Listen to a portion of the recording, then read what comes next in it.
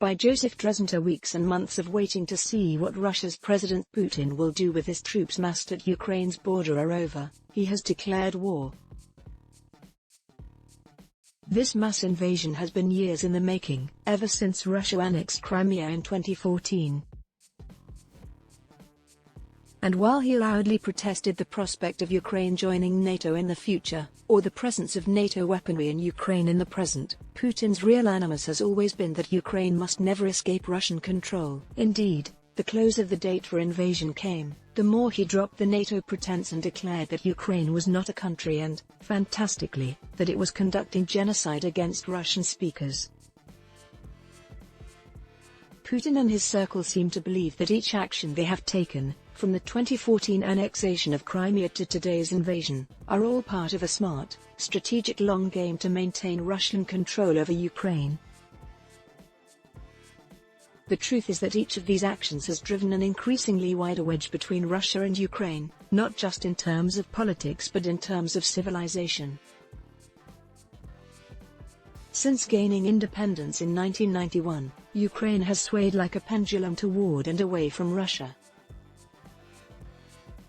Even as the pendulum swung back and forth, Ukraine slowly developed over the past 3 decades as a vibrant, contested democracy rather than a nation dominated by a single president. No one politician could ever consolidate total power, with each powerful faction checked by other powerful factions.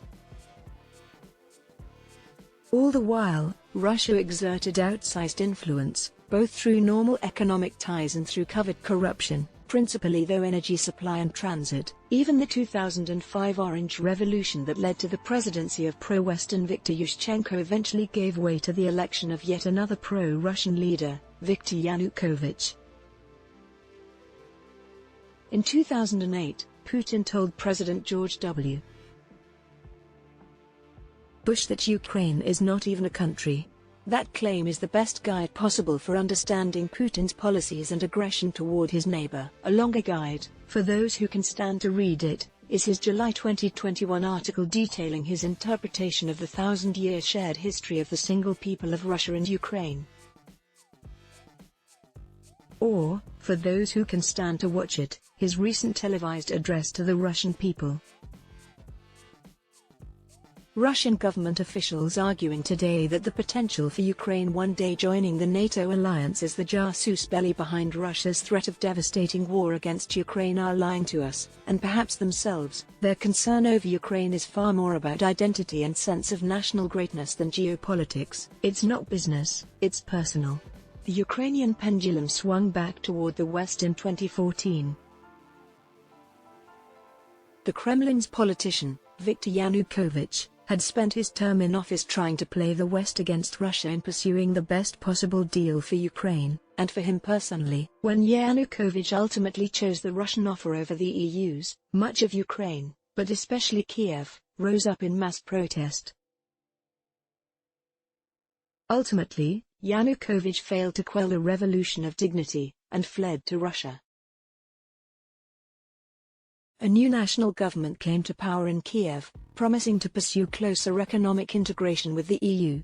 Here is where Putin opted for a quick victory rather than wait for the next pendulum swing. With the fledgling government in Kiev trying to gain its bearings, Putin directed Russian forces to seize Crimea and instigate separatist insurgencies in Ukraine's eastern regions of Luhansk and Donetsk.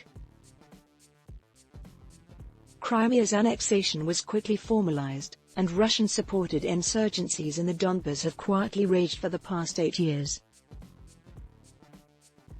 Russia was quick to claim victory, and Putin enjoyed a surge in popularity at home. Yet in a single stroke, Putin managed to detach the most pro-Russian territories in Ukraine, transforming its neighbor from a roughly even pro-West/pro-Russian contested political environment to an overwhelmingly pro-Western orientation.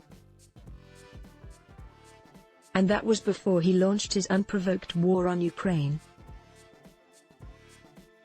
Ever since the onset of hostilities 8 years ago between Ukraine and Russian-supported separatists in the Donbas, a conflict that has claimed over 14,000 Ukrainian lives, analysts have often argued that Putin is a master tactician, taking bold actions where his adversaries hesitate. If he isn't playing chess while the West plays checkers, he is a master of judo, punching above his weight. Conventional wisdom dictates that Russia cares far more about Ukraine than the West ever will, and Russia will be far more patient than the West. Some even argue that Russia's interests in Ukraine trump Ukrainian sovereignty, if only in terms of realist politics. The reality is that Putin's aggression toward Ukraine signaled the start of Russia losing Ukraine for good. Part of Russia's campaign included the construction of the Nord Stream 1 and 2 pipelines to transport gas and oil to Germany, its biggest customer in Europe, in order to bypass transit through Ukraine, and make Ukrainians less secure in energy. That pipeline is now shuttered in the direction of Germany, the pipeline's biggest advocate, as Ukrainian stadiums rang out with a rather rude chant about President Putin. Google it. Ukraine pursued and won independent status for the Ukrainian Orthodox Church, separating it from, and putting it in conflict with, the Moscow Patriarchate. Putin's war will only accelerate that schism. Ties between the nations weren't just frayed by Moscow's aggression and Kiev's reaction. Renewed interest in historical atrocities against Ukraine directed from Moscow, from Stalin's famine in the 1930s to the Kremlin's early cover-up of the Chernobyl disaster that put lives and health at risk, further entrench Ukrainian hostility toward not just Putin but Russia itself. Putin's war promises to make these past atrocities feel like fresh wounds. Each move Putin and his circle have made to claw Ukraine back to Russian control have only pushed it further away. Putin launching this war, unprovoked save only in his aggrieved mind, means that he has lost the long game.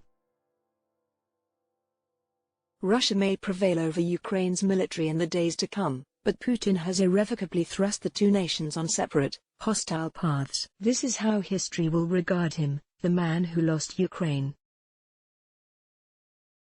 The opinions expressed in this article are those solely of the authors and do not reflect the views of the Kennan Institute. Adblock test. Why?